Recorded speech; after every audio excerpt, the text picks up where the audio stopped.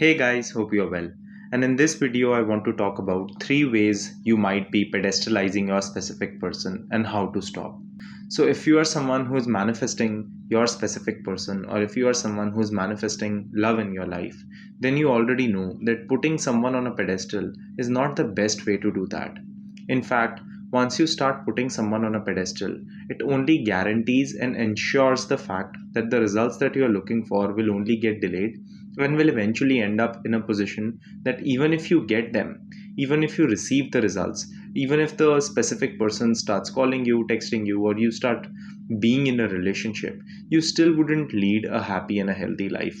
So, as I explained the first 3 points, I think what is first very important is that as you proceed with this video, proceed with a mindset that my goal has to change. Because when we, as people, get into the journey of manifestation, we get into it from the perspective of getting someone, right? In that moment, let's say you are manifesting a ex pack and you have just recently broken up with that person. In that moment, you're going through a lot of emotions. When a relationship ends, it feels like death, and in that moment you are going through a very huge feeling of abandonment. You feel lost, you feel confused, you don't know what to do.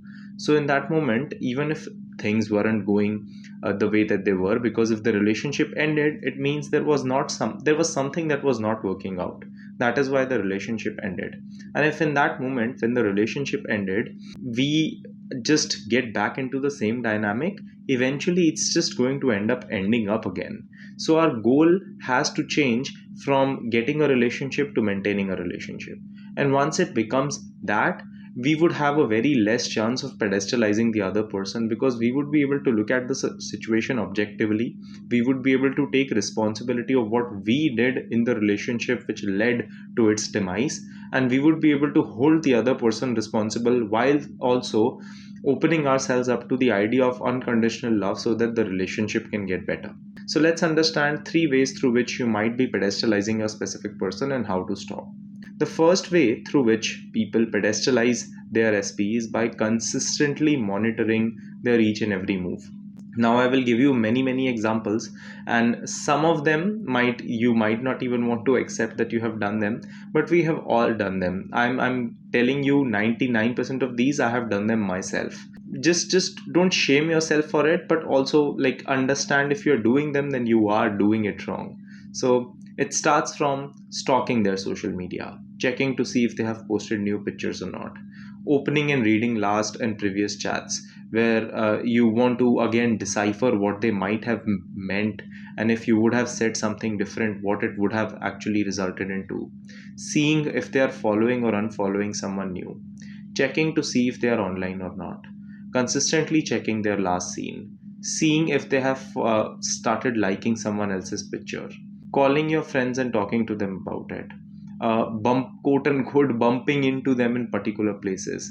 I had this one client, and I actually took permission before sharing this here, but she told me that, you know what, I used to fly to a different place, and I used to go to the coffee shop that I know that he used to visit, and then I used to quote unquote bump into him so that at least we can have a conversation. Doing things like these not only puts the other person on a pedestalized position, it puts you in a very disempowering place. You have to understand that when you're getting into a relationship, it's a mutually beneficial thing. It helps you, it helps them, and you both grow. When you do things like these, all it does is that it puts you into a perspective where you are the chaser, the pursuer, and they are the runner, which means you consistently just get into a place where the other person, if they get with you, feels like I'm losing something. Like if I get to be with her, I might be settling. That becomes the perspective, which is not the case. You are a beautiful, confident, great individual who would anyone would be lucky to have you. If you are consistently putting yourself in a position to work on yourself, then you are a catch. It's just that these actions will always make you forget that.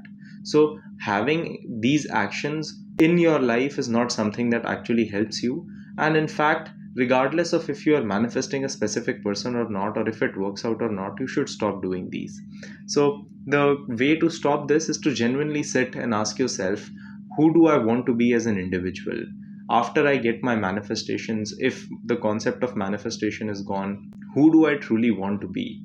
What kind of results do I want to receive in my life? Do I really want to be someone who I respect? Do I really want to be someone who I value? Do I want to look at myself in the mirror and value and respect how I conduct myself or not?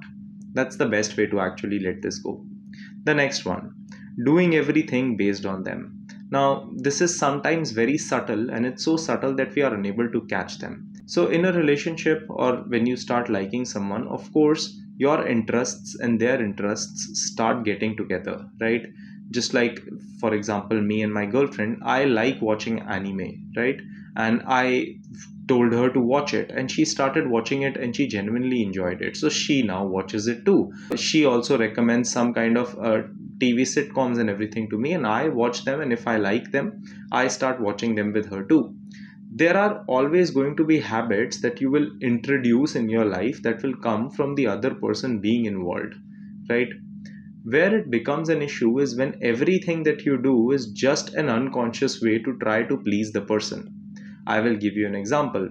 So let's say you think that you have, in your previous experiences, your partner told you that they don't like the color white. So you stop wearing the color white altogether. Even if you are with them or even if you're not, it does not matter.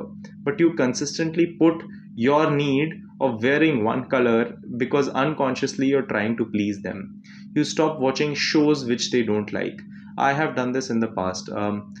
A while back, I used to be with this girl who said this once that like guys who watch anime, they are so childish and everything. And at that time I was so into anime because I still am. I love it, not because of any other reason, but because I feel that it gives you a lot of life lessons. And at that time she did not used to be into reading books, and I used to read a lot. And I started thinking that, you know what, if I have to force her to like me, I will have to stop watching these things and I will have to stop reading books.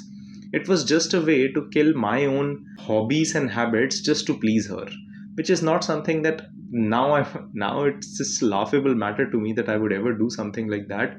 But at that time, in that moment, we feel that, if we just do these things, the other person will like us, which is not something that is helpful and not something that we should do.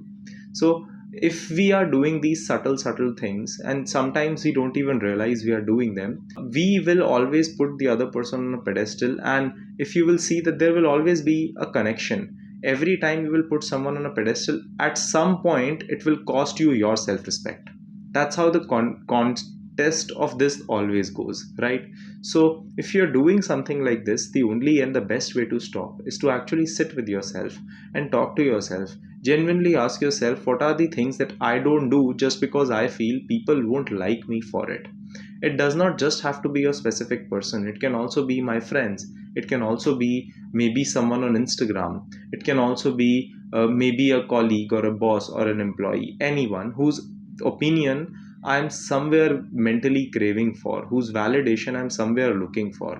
So just stopping that and getting into a place where you can just start living your life for yourself, because eventually it's your life. You are the only one who has to live it, right? So if you're going to be doing things, might as well do things that you like. So sitting and making a list down, genuinely asking yourself, what are the habits that I think which might be self depreciatory, and how can I stop that?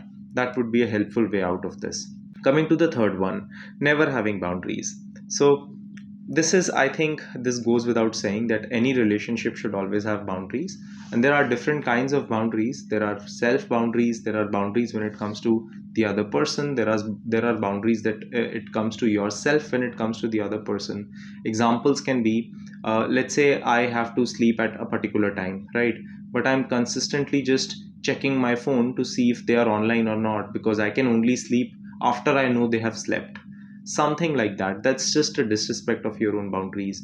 Another one can be, let's say I don't like to drink but my partner loves to, so just to get closer to them, I don't have boundaries in that relation and I just keep drinking just because they will like me for it. That's another one.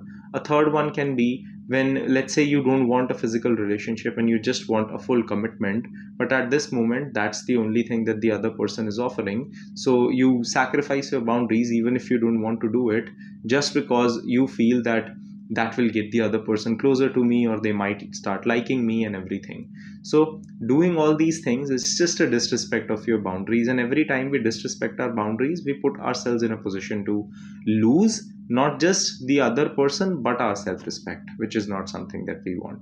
If you are doing any of these three things, I hope that you actually apply this advice and change doing these, because that will have tremendous results for you, and I hope this helps. Thanks for watching. Subscribe and share if you like the video. The link for my one-on-one coaching, my self-help courses, and my free newsletter are in the description box below.